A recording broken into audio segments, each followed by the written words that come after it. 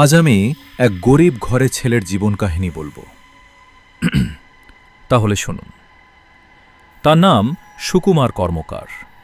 তার ছোট্ট সুন্দর একটা গ্রাম, নাম ধানাড়া।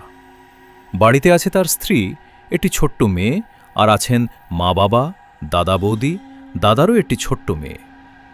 ৮ জুন ২০০১ সালে একটি সাধারণ গরিব পরিবারে জন্ম সুকুমারের। ছোট থেকেই সে ছিল শান্ত, ভদ্র, তবে একটু রাগীও। পড়াশোনা করত, কিন্তু তেমন ভালো ছিল না পড়াশোনায়। তবুও জীবনের সঙ্গে লড়াই করে অনেক কষ্টের মধ্য দিয়ে বড় হয়েছে সে। তার মনের মধ্যে ছিল হাজারো স্বপ্ন।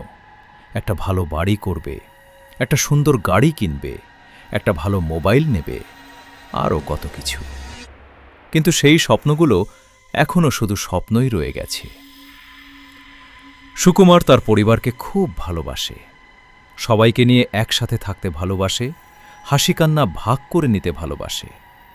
বর্তমানে সে এবং তার দাদা আদিত্য দুজনেই ভিন্ন রাজ্যে কনস্ট্রাকশন লাইনে কাজ করে। কষ্ট করে কোনো মতে সংসার চলে, তবুও মনে লুকিয়ে থাকে অপূর্ণ স্বপ্নের বোঝা। তবে একটা জিনিস, সুকুমার তার জন্মভূমি, তার প্রিয় গ্রাম ধানাড়াকে অন্তর থেকে ভালোবাসে। শেষে সুকুমারের নিজের কথা। হাই, আমি সুকুমার। আমার মনের মধ্যে একটা বড় স্বপ্ন আছে। যদি কোনোদিন সেটা পূরণ করতে পারি, সেদিন তোমাদের সঙ্গে শেয়ার করব। এখন সেটা গোপনই থাক। সবাই ভালো থাকুন, সুস্থ থাকুন।